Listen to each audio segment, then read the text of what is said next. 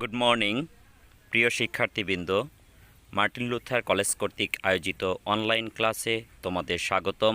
আমি হরিদাস বাসার রসায়ন প্রভাষক। গুড মর্নিং সুপ্রিয় শিক্ষার্থী বন্ধুরা, কেমন আছো তোমরা সবাই?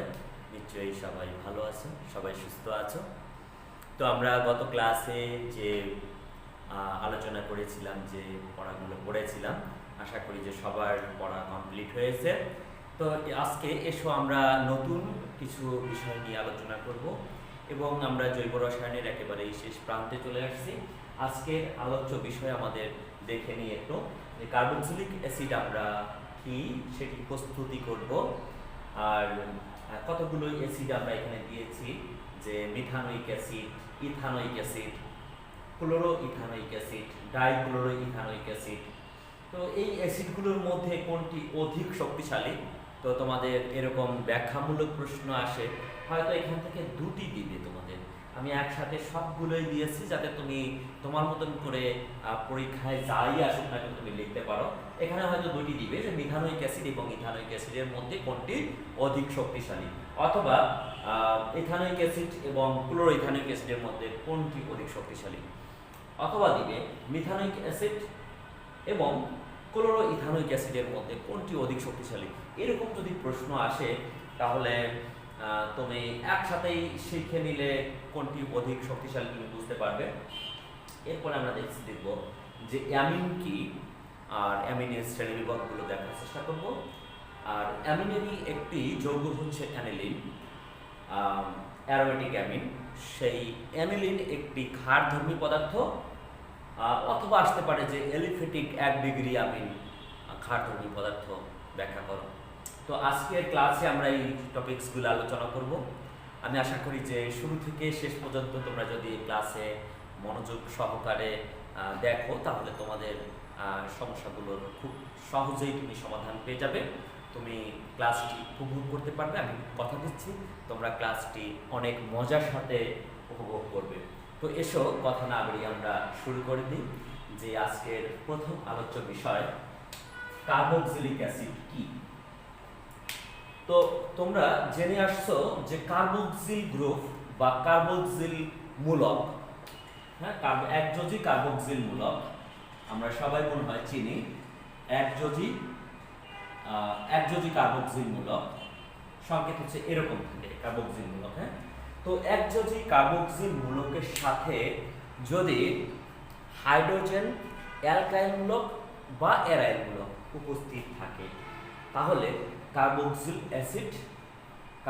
অ্যাসিড মানে তৈরি হয় বা কার্বক্সিলিক অ্যাসিড বলে। আমরা একসাথে যদি লিখি, হাইড্রোজেন থাকতে পারে, অ্যালকাইল মূলক থাকতে পারে, অথবা অ্যারাইল মূলক থাকতে পারে। আমরা একসাথে এটা শিখব যে কার্বক্সিলিক অ্যাসিডের সাধারণ সংকেত আমরা এভাবে প্রকাশ করতে পারি। কার্বক্সিলিক অ্যাসিডের সাধারণ সংকেত, তাহলে কার্বক্সিলিক অ্যাসিড কি? একযোজী কার্বক্সিল মূলক হাইড্রোজেন অথবা অ্যালকাইল অথবা অ্যারাইল মূলক দ্বারা প্রতিস্থাপিত হয়ে যে যৌগ তৈরি হয় তাকে কার্বক্সিলিক অ্যাসিড বলা হয়। যেমন আমরা যদি উদাহরণ দিই, হ্যাঁ, যে একটা উদাহরণ দিই আমরা এখানে, যে হাইড্রোজেন দিয়ে আমরা যদি লিখি যে HCOOH,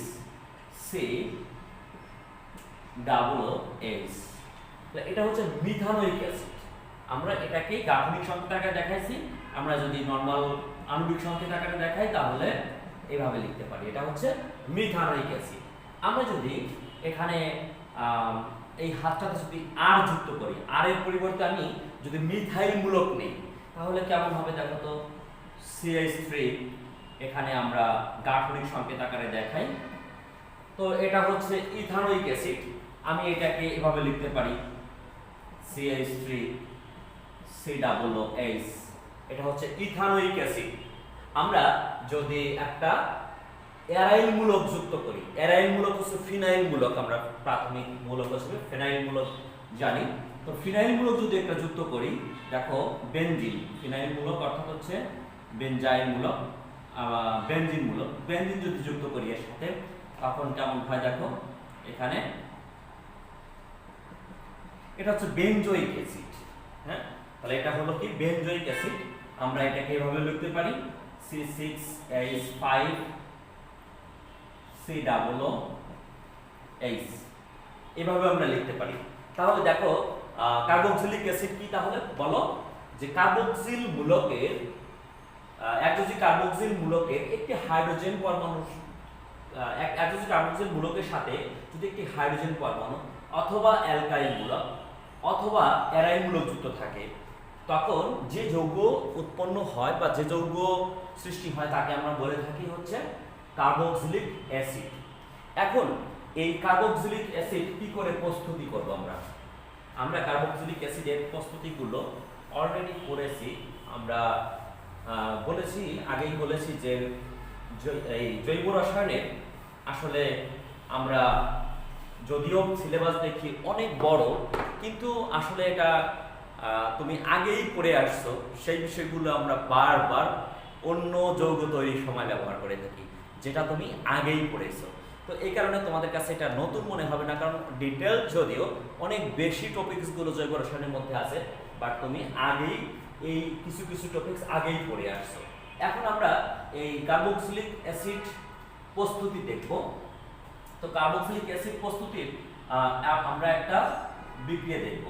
বিক্রিয়াটি তোমাদের কাছে সবার কাছে মনে হবে যে এটা আমি আগেই করেছি। এটা কি বলতো? ইথানল, তাই না? ইথানলকে যদি তুমি জারণ করো, জারণ করব কি দিয়ে বলতো? আমরা এখানে একটু ফাঁকা রাখি, পটাশিয়াম ডাইক্রোমেট K2Cr2O7 আর H2SO4।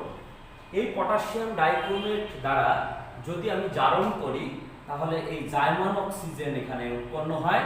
এই জাইমান অক্সিজেন দ্বারা এই অ্যালকোহল মূলক জারিত হয়ে কার্বক্সিলিক অ্যাসিডে পরিণত হয়। তাহলে অ্যালকোহল মূলক এখানে জারিত হবে আর এখানে হয়ে যাবে COOH, এটাও জারিত হয়ে কার্বক্সিলিক মূলকে পরিণত হয়ে যাবে। তো এভাবে আর কি অ্যালকোহল থেকে কার্বক্সিলিক অ্যাসিড প্রস্তুত করার একটা তুমি শিখলে, এটা তোমার আগেই শেখা আছে। তুমি আরেকটা প্রস্তুতি দেখো, গ্রিগনাট বিকারক থেকে তুমি কার্বক্সিলিক অ্যাসিড প্রস্তুতি শিখেছো আগেই। তো আমরা সেটি আবার একটু রিভিশন করার চেষ্টা করব। গ্রিগনাট বিকারক আমরা জানি মিথাইল ম্যাগনেসিয়াম আয়োডাইড নিতে পারি, অথবা অ্যালকাইল ম্যাগনেসিয়াম হ্যালাইড আমরা বলে থাকি। তো আমরা মিথাইল ম্যাগনেসিয়াম আয়োডাইড নিই, হ্যাঁ, বিকারক হিসেবে মিথাইল ম্যাগনেসিয়াম আয়োডাইডটাকে নিয়ে নিলাম। আর এখানে নেওয়া হয় কার্বন ডাই অক্সাইড। আমি গাঠনিক সংখ্যা আকারে কার্বন ডাই অক্সাইডকে লিখছি, যদিও কার্বন ডাই অক্সাইডের গাঠনিক সংখ্যা যেটা সরলরৈখিক হয়ে থাকে, সরলরৈখিক আকারে দেখাই, পরবর্তীতে আমরা ওইভাবে দেখব। কার্বন ডাই অক্সাইড, এই কার্বন ডাই অক্সাইডের সাথে মিথাইল ম্যাগনেসিয়াম আয়োডাইড হচ্ছে গ্রিগনাট বিকারক। এই গ্রিগনাট বিকারককে এই কার্বন ডাই অক্সাইডের সাথে মিশ্রিত করে উত্তপ্ত করলে এখানে এই অংশটা এই কার্বনের একটা অংশের সাথে যুক্ত হয়, আর এই অক্সিজেনের বন্ধনের ইলেকট্রন চলে যায় অক্সিজেনের উপরে, আর এই মিথাইল মূলকটা যুক্ত হয় এই কার্বনের সাথে। তাহলে এখানে কার্বনের সাথে যুক্ত হলে এই পাশে চলে আসে, আর একটা অক্সিজেন দ্বিবন্ধন সহ করে দেখাচ্ছি আমরা। আর এই যে বন্ধনের ইলেকট্রন নিয়ে আসে, এই যে গ্রিগনাট বিকারকের বাকি অংশটা সেটা যুক্ত হয়ে যায় অক্সিজেনের সাথে। সুতরাং এখানে ONGI এভাবে একটা দ্রুত যৌগ সৃষ্টি হয়, অর্থাৎ একটা অংশ কার্বনের এক পাশে যুক্ত হয় আর একটা অংশ এই অক্সিজেনের সাথে যুক্ত হয়ে এরকম দ্রুত যৌগ তৈরি করে। তো এই যে দ্রুত যৌগ তৈরি হলো, এটাকে জাস্ট অম্লীয় আদ্র বিশ্লেষণ করতে হয়। এখানে জাস্ট অম্লীয় আদ্র বিশ্লেষণ করলে, অর্থাৎ অ্যাসিডীয় আদ্র বিশ্লেষণ করলে এইখানে এইটা ভেঙে যায়, ভেঙে গিয়ে এখানে CH3COO এখানে H যুক্ত হয়, আর সাথে এখানে যেহেতু পানি ভেঙে যায়, পানি ভেঙে গিয়ে এখানে উৎপন্ন হয় ম্যাগনেসিয়াম হাইড্রোক্সাইড আর হচ্ছে এই আয়ন। এভাবে আর কি কার্বক্সিলিক অ্যাসিড পাওয়া যায়। এভাবে আমরা কার্বক্সিলিক অ্যাসিড পেতে পারি গ্রিগনাট বিকারকের সাহায্যে। শিক্ষার্থী বন্ধুরা, আমরা দুটি প্রস্তুতি দেখলাম, আর একটি প্রস্তুতি আমরা দেখবো নাকি? সবাই আশা করি যে বুঝতে পেরেছি, কারণ এই বিক্রিয়াগুলো আমাদের আগেই করা রয়েছে, তাই আমাদের আশা করি যে এই বিক্রিয়া বুঝতে কারো সমস্যা হওয়ার কথা নয়।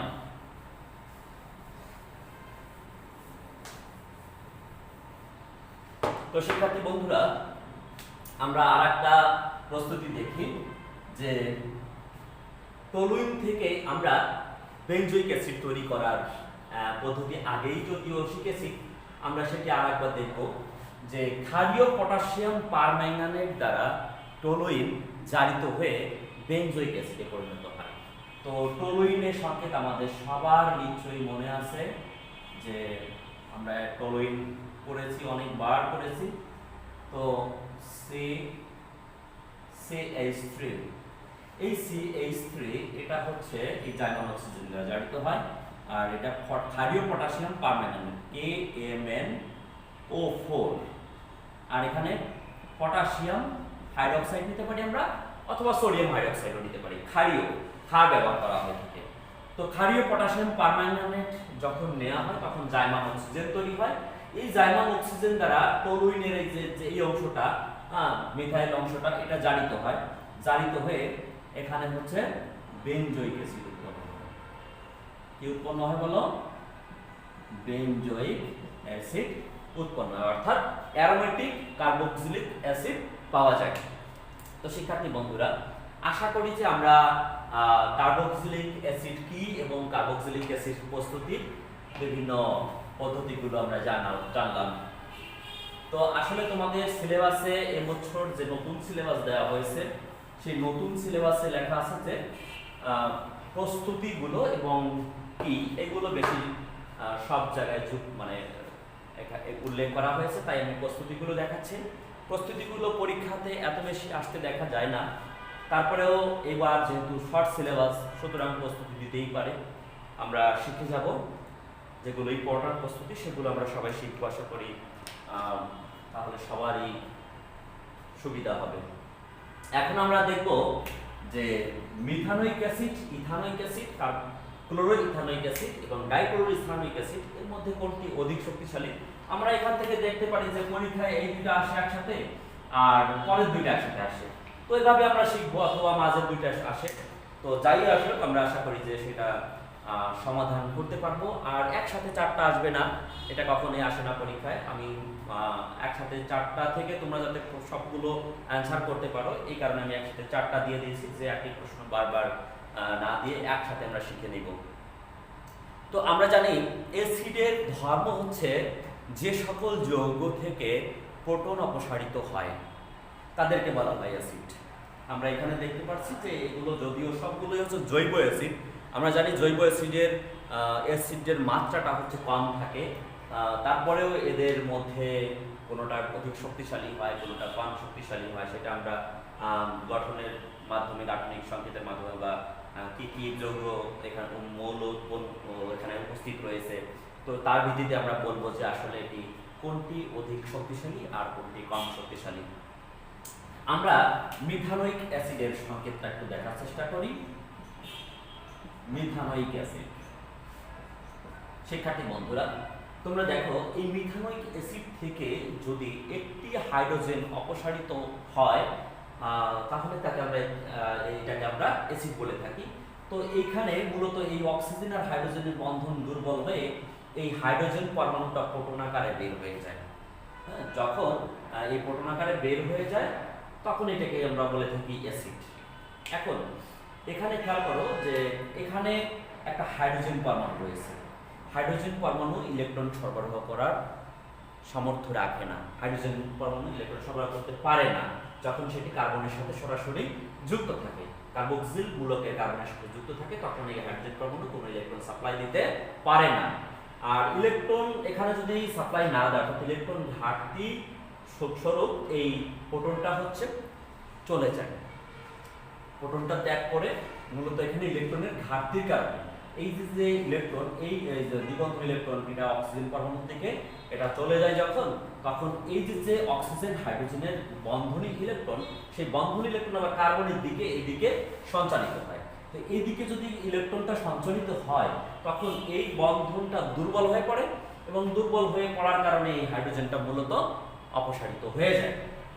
এখন শিক্ষার্থী বন্ধুরা তোমরা একটু দেখার চেষ্টা করো যে এই ইথানোয়িক অ্যাসিডের ক্ষেত্রে ব্যাপারটা কেমন হয়। ইথানোয়িক অ্যাসিডেও সেম ঘটনাটা হয়, কিন্তু ইথানোয়িক অ্যাসিডে এই যে মিথাইল মূলক একটা অ্যালকাইল মূলক যুক্ত থাকার কারণে এই অ্যালকাইল মূলকের থেকে ইলেকট্রন আবার এই কার্বনের দিকে এইদিকে সঞ্চালিত হয়। কেন্দ্রীয় কার্বন পরমাণুর দিকে ইলেকট্রন এটা ঠেলে দেয়। এটা হাইপার কনজুগেশন তোমরা আগেই পড়েছো যে হাইপার কনজুগেশনের মাধ্যমে হচ্ছে এই মিথাইল মূলক কেন্দ্রীয় কার্বন পরমাণুর দিকে এখানে ইলেকট্রন ঘনত্ব ঠেলে দেয়।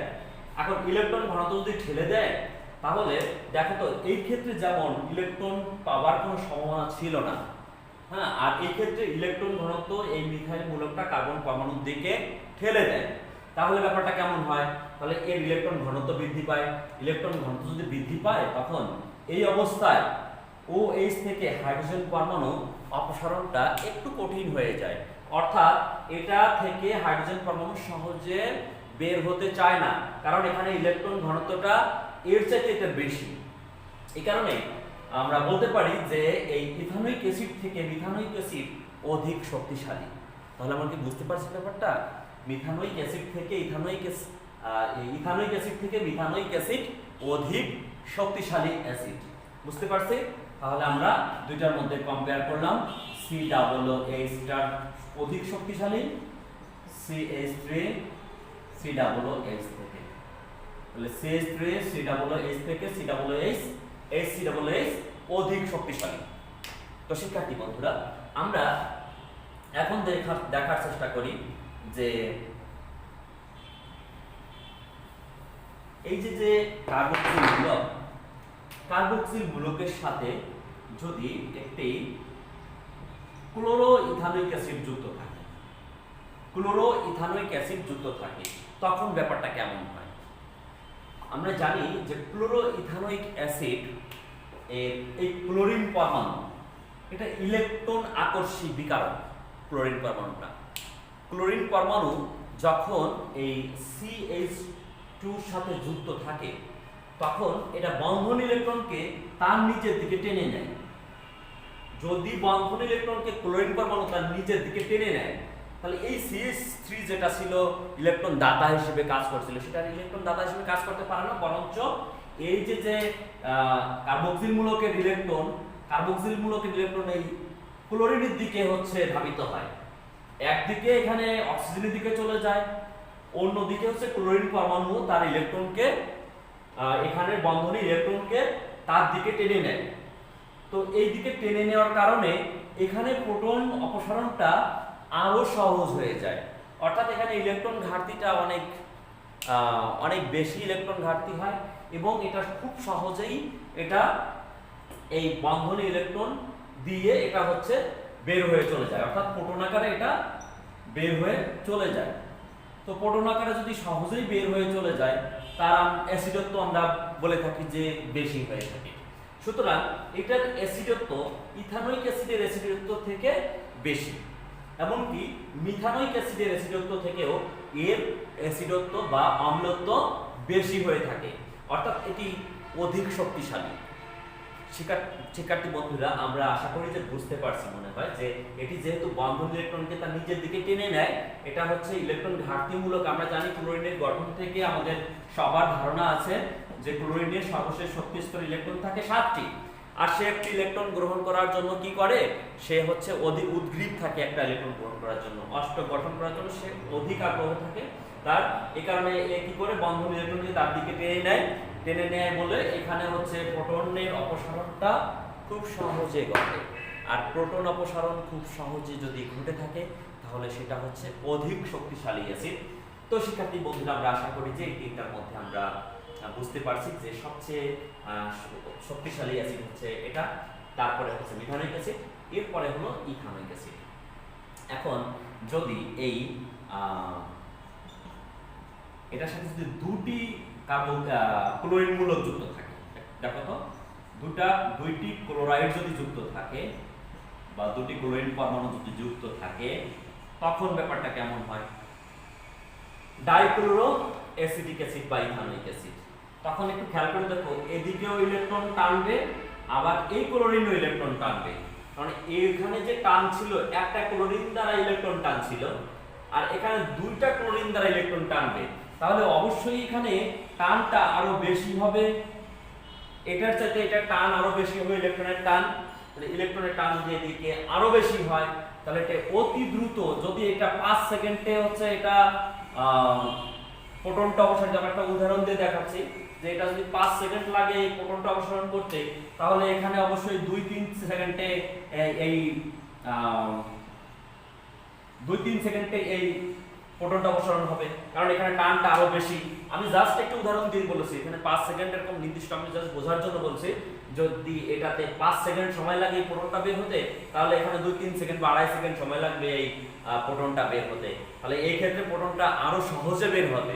সুতরাং এর শক্তিশালী, এটা অধিক শক্তিশালী, এটার চাইতে এটা অধিক শক্তিশালী। তাহলে সবচেয়ে শক্তিশালী হচ্ছে কোনটি? ডাইক্লোরো অ্যাসিটিক অ্যাসিড, তারপরে ক্লোরো অ্যাসিটিক অ্যাসিড, তারপরে মিথানোয়িক অ্যাসিড, তারপরে সবচেয়ে কম শক্তিশালী হচ্ছে এখানে ইথানোয়িক অ্যাসিড। শিক্ষার্থী বন্ধুরা, আশা করি যে এরকম যদি প্রবলেম আসে, তোমরা মনে হয় যে তার সমাধান করতে পারবে, এই ব্যাখ্যাটা তোমরা খুব সহজেই দিতে পারবে।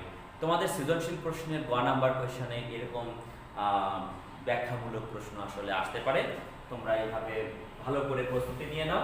এটা খুব ইজি এবং বুঝতে পারলে খুবই ইজি। একবার পড়লে আশা করি যে সবাই এটার অ্যান্সার করতে পারবে।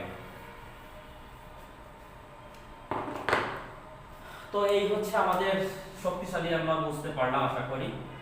এখন শিক্ষার্থী বন্ধুরা, আমরা জৈব রসায়নের একেবারে শেষ প্রান্তে চলে আসছি। যদিও আমরা আরেকটি ক্লাস জৈব রসায়নের উপর হয়তো নিব, তারপরে আমরা কিছু সৃজনশীল প্র্যাকটিসে চলে যাব, তারপরে আমরা পরবর্তী চ্যাপ্টারে চলে যাব। আমরা জানি যে দ্বিতীয় পত্রের প্রায় অর্ধেক প্রশ্নই জৈব রসায়ন থেকে হয়ে থাকে। যদি 8টা সৃজনশীল প্রশ্ন হয়, তাহলে দেখা যাচ্ছে যে 3-4টা প্রশ্নই এই জৈব রসায়ন থেকেই করা হয়, কখনো কখনো 2.5টা হয়।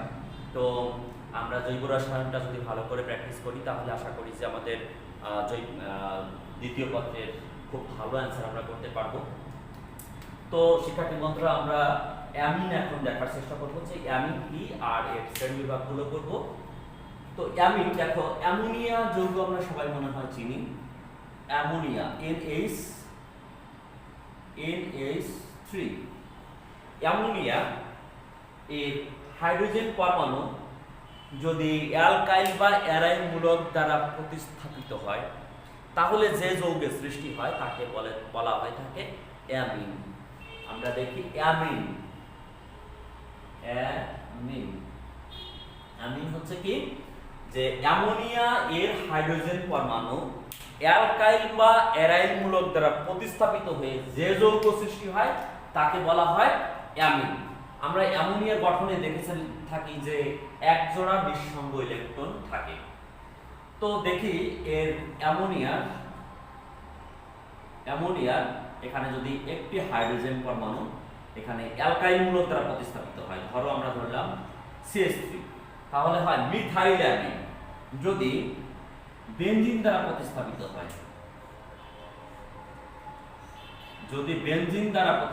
হয়, তখন তাকে বলা হয় অ্যানিলিন। এটা হচ্ছে মিথাইল অ্যামিন, আর এটা হলো অ্যানিলিন।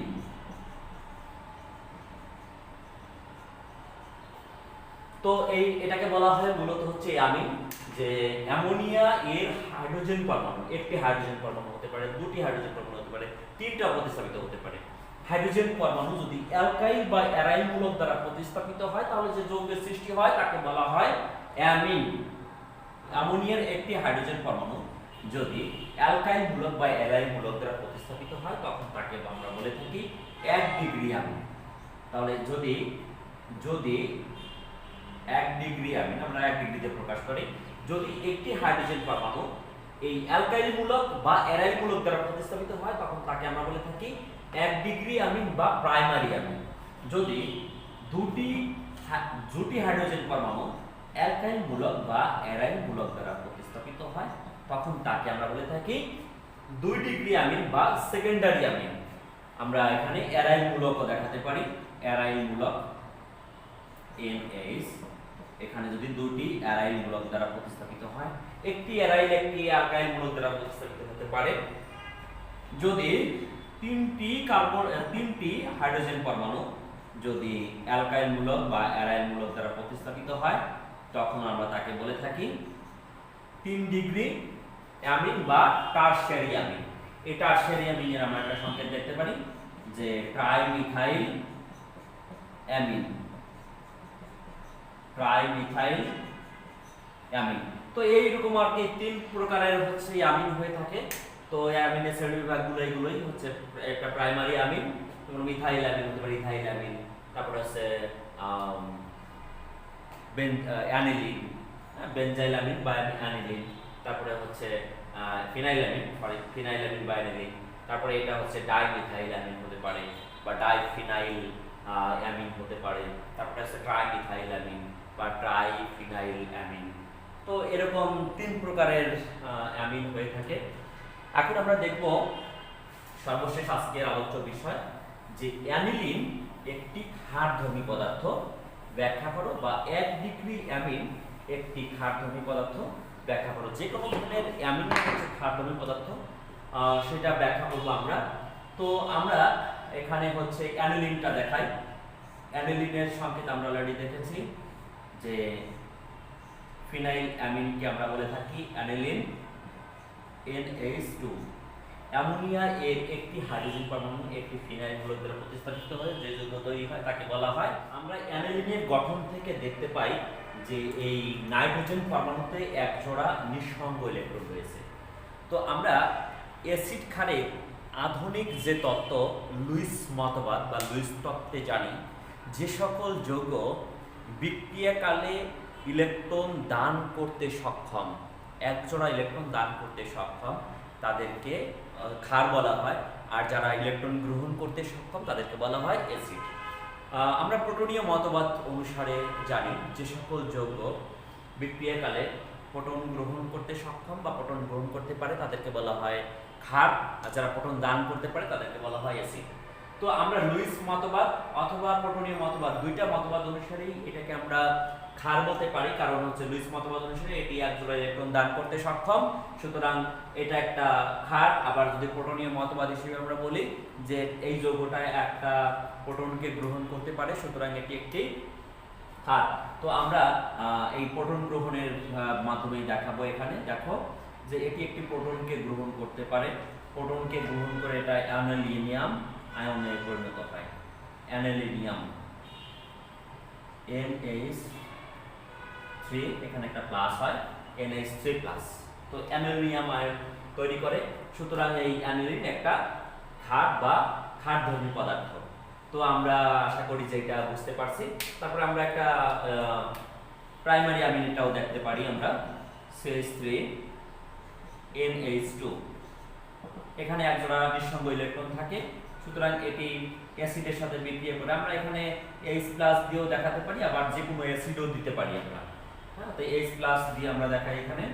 তো এখানে CH3, এখানে NH3, এখানে পারে, অর্থাৎ ইলেকট্রন দান করতে পারে। তাহলে আমরা এই মিথাইল অ্যামিনকে আমরা বলতে পারি একটি ক্ষারধর্মী পদার্থ। তো এভাবে আর কি অ্যানিলিন বা মিথাইল অ্যামিন বা এখানে অন্যান্য অ্যামিনও হতে পারে, এটা যেহেতু প্রোটনকে গ্রহণ করতে পারে, সুতরাং এটা একটা ক্ষার।